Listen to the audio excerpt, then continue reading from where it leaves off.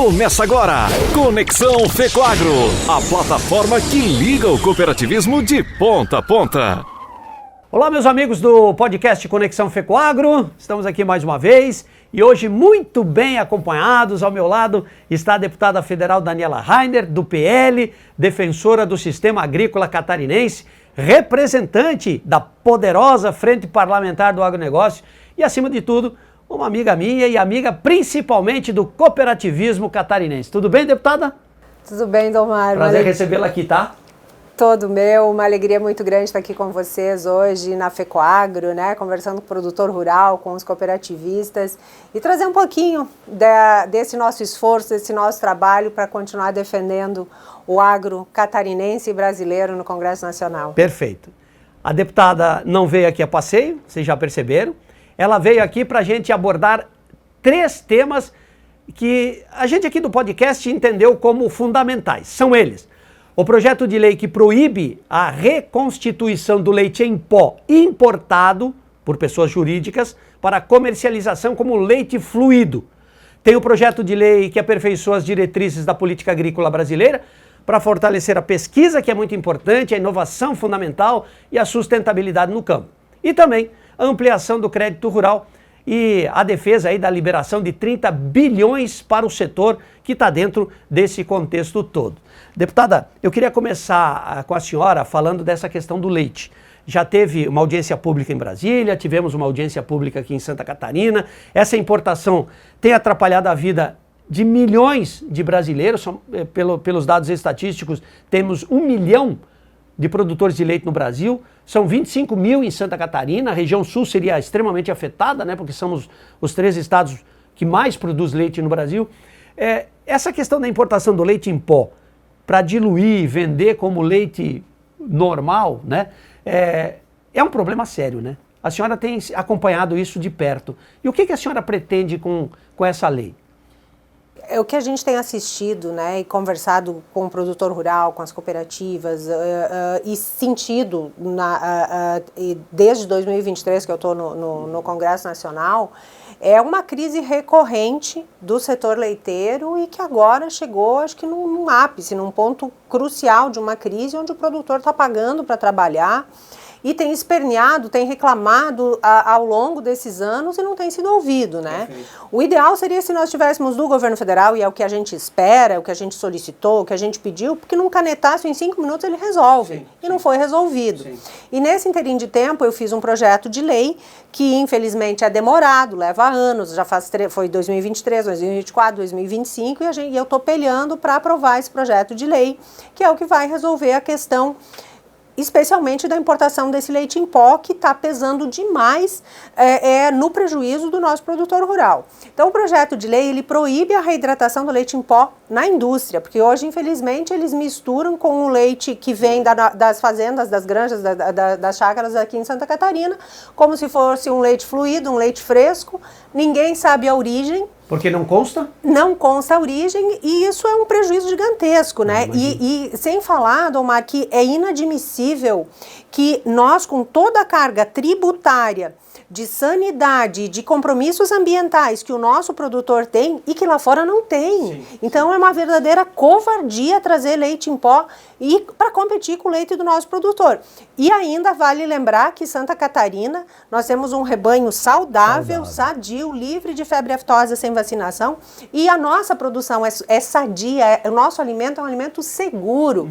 Então é extremamente injusto isso que tá acontecendo.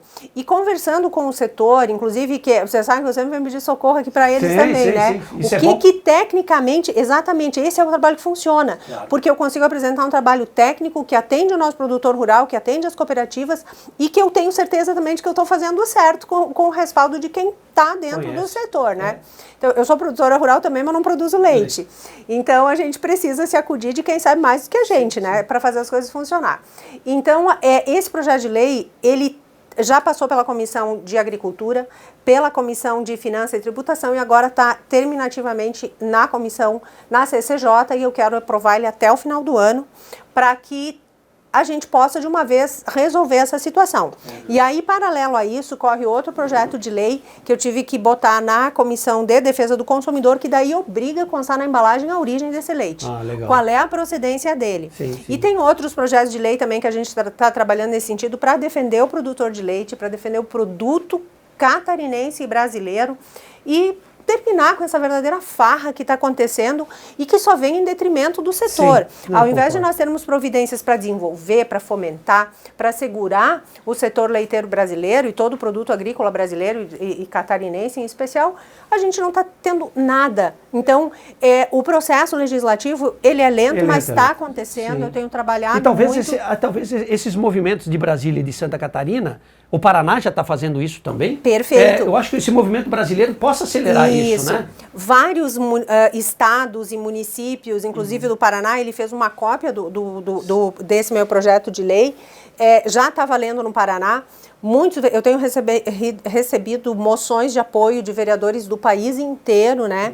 E é importante esse reforço, né? Foram inúmeras audiências públicas em Brasília, aqui também. E essa força, essa união é muito importante para a gente conseguir aprovar. Porque além de aprovar na Câmara de Deputados, no Senado, a gente precisa da sanção presidencial. Então isso é extremamente importante, essa união, esse reforço, para que a gente consiga ter esse projeto de lei disponível, né? Porque vale quando está valendo, né? Sim. Então, isso é o que importa para o produtor. E eu fico imaginando assim, deputada, nós produzimos com excelência. Na caixinha lá do Longa Vida tem que ter um QR Code para dizer qual é o produtor que produziu, qual é a vaca que foi ordenhada.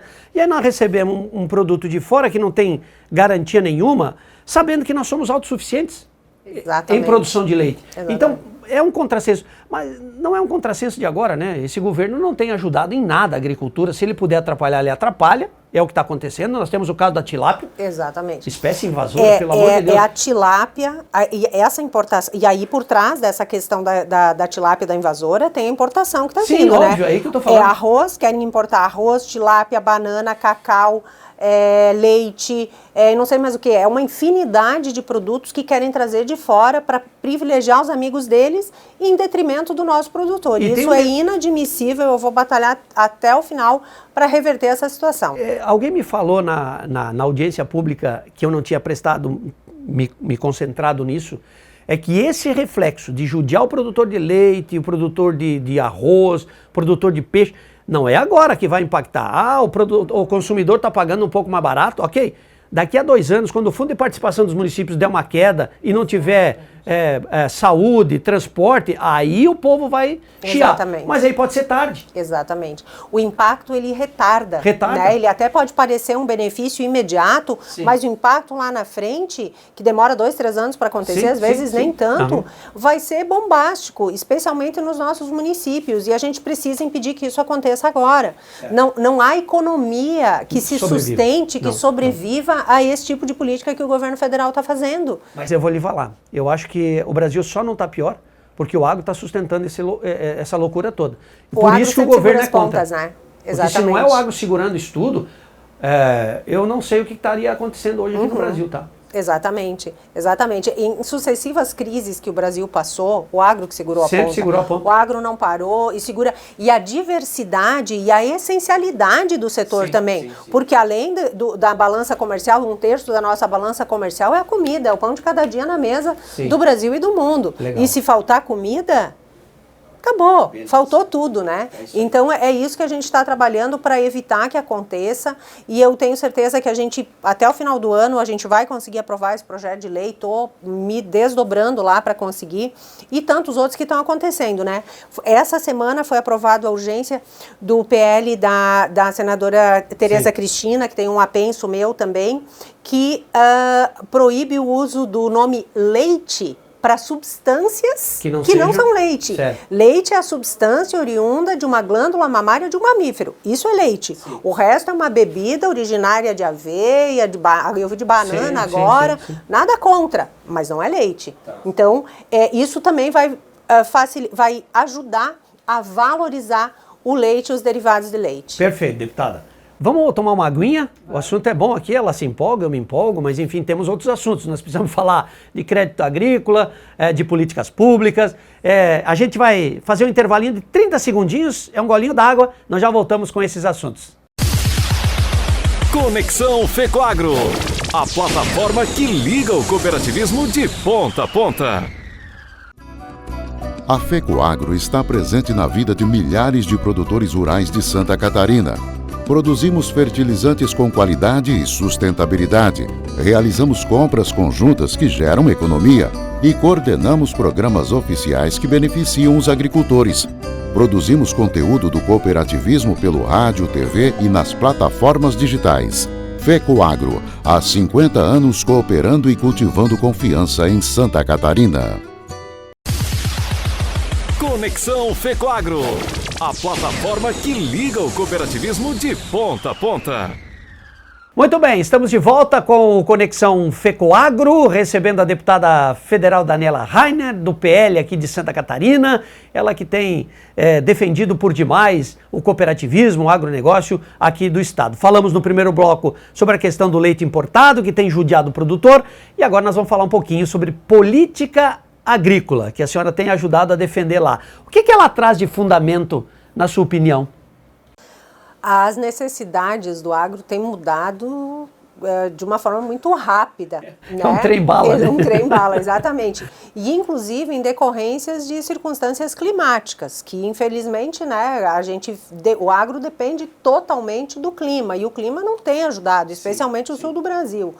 Então, a gente precisa ter dos órgãos governamentais uma pesquisa agrícola que acompanhe tanto as dificuldades quanto as potencialidades, quanto a capacidade de produzir que a gente tem, que é inenarrável, é gigantesca, né? E nós somos um baita de um exemplo de produção, e muitas das tecnologias que o agro emprega é por conta do produtor, é por conta própria, inclusive a responsabilidade ambiental, que eu tenho falado muito agora nessa folia aí de COP30, muito do que a gente tem de preservação, o grande responsável pela preservação é o agricultor, claro. É o nosso agro, que preserva e que dá 20% no mínimo da sua propriedade para a humanidade, e que ninguém remunera isso. Sim. Então, muito do que a gente tem de pesquisa agrícola hoje, agropecuária, é do setor privado.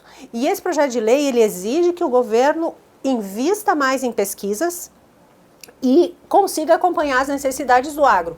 Tanto na capacidade de produção, de desenvolvimento, de melhoramento genético, de melhoramento na produção em si, de ampliação, de qualidade, quantidade, enfim, mas também em situações climáticas. Porque os desafios climáticos, eles estão aí, são muito grandes. O agro é a grande vítima disso, porque é um negócio a céu aberto, né? Depende, e é algo que tem que também respeitar um calendário agrícola. Claro. Não é, eu vou plantar a hora que eu quero. Passou a chuva, eu planto. Exatamente. Não é, exatamente. Então, a gente precisa ter condições adequadas para poder produzir mais. E o projeto de lei, ele vem justamente nesse sentido, para criar políticas públicas de pesquisa que realmente façam o fomento necessário para o nosso agro. Entrar nessa discussão, o governo tem judiado demais da Embrapa, em todos os sentidos, especialmente em orçamento.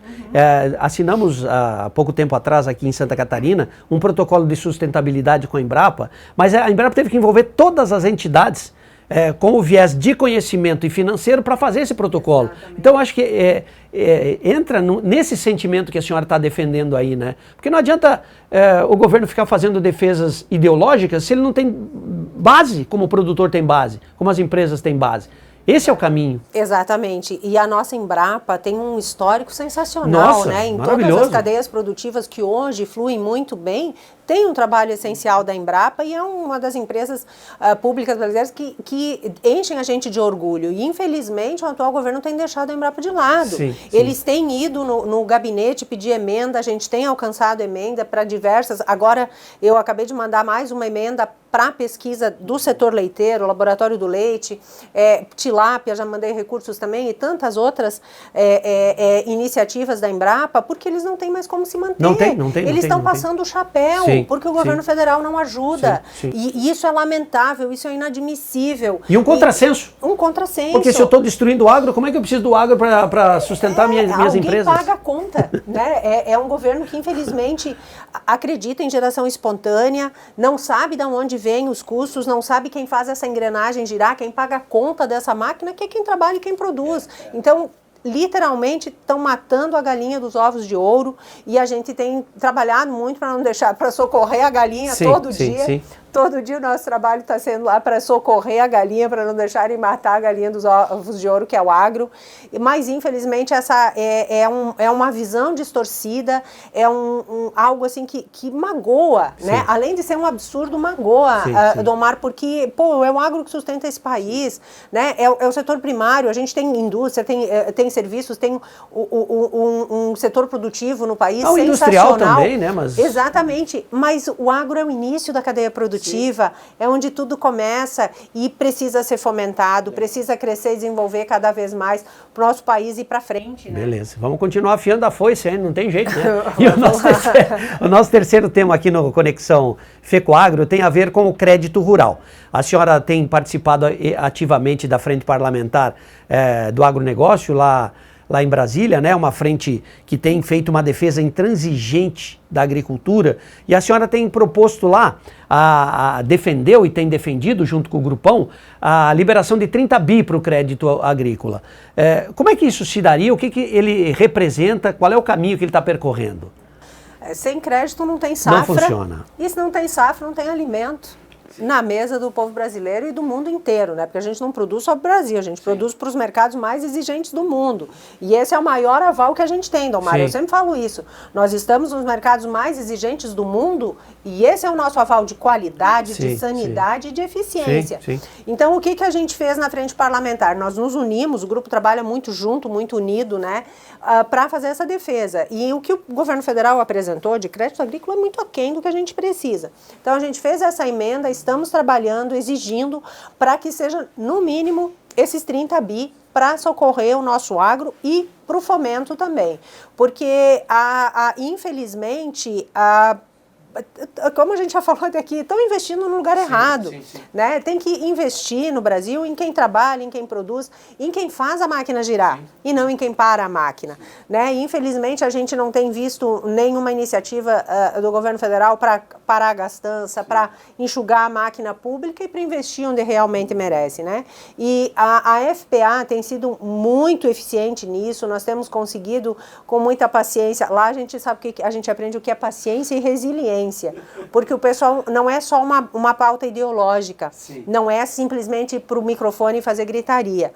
É muito trabalho, é muita conversa, junto com o IPA, junto com a OCB, junto com a CNA, e todas as frentes conversando, trabalhando, mas com muita firmeza. Com muita conversa, mas com muita firmeza. Nós precisamos garantir investimentos mínimos para manter o agro brasileiro funcionando. E eu vejo, às vezes, discursos idiotas e ideológicos, eu não consigo entender qual dos dois é pior. Mas estão dando 30 bi para o agro. Quanto que o agro devolve para a sociedade brasileira? São trilhões. Exatamente. São trilhões. Esse dinheiro cai na conta do governo. É como se eu fizesse um empréstimo para ter de volta a juros absurdos. Então, ninguém recebe nada de graça. Isso é uma bobagem que ficam divagando. Aliás, como tantas bobagens, né? A senhora entende que a FPA hoje se tornou fundamental nessa proteção do agro e ela conseguiu juntar as outras frentes nessa proteção? Com certeza, Domara. A FPA é uma frente parlamentar que tem toda a minha admiração, que a gente sente uma alegria muito grande de fazer parte, de trabalhar ativamente. E hoje nós nós estamos reunindo todas as frentes produtivas do país para que a gente possa continuar defendendo quem trabalha e quem produz, começando pelo agro brasileiro. Então eu tenho muito orgulho de fazer parte da FPA, da Comissão da Agricultura também, mas é nessa frente que a gente discute, que a gente cobra, que a gente corre atrás e tem conseguido apresentar resultados importantes, porque é o resultado que vai pesar na mesa, no dia, no bolso, no dia a dia de quem trabalha e quem produz nesse país. Muito bem. Eu agradeço de coração a sua presença aqui, deputada Daniela Rainer, no nosso podcast de hoje. Venha sempre, as portas estão abertas. Eu sei que tem uns 4 andares para subir aí, mas a gente tá bem, né, fisicamente? Eu fiz a academia de hoje já, pessoal. O treino de hoje tá feito. Tá bom. Foi um prazer revê-la e um prazer maior ainda dividir a bancada aqui com a deputada Daniela Rainer. Eu agradeço, muito obrigado a todos vocês que estiveram conosco em mais essa jornada. Sigam os nossos perfis, curtam, compartilhem, porque isso nos ajuda. Até mais, um abraço. Conexão FECOAGRO, a plataforma que liga o cooperativismo de ponta a ponta.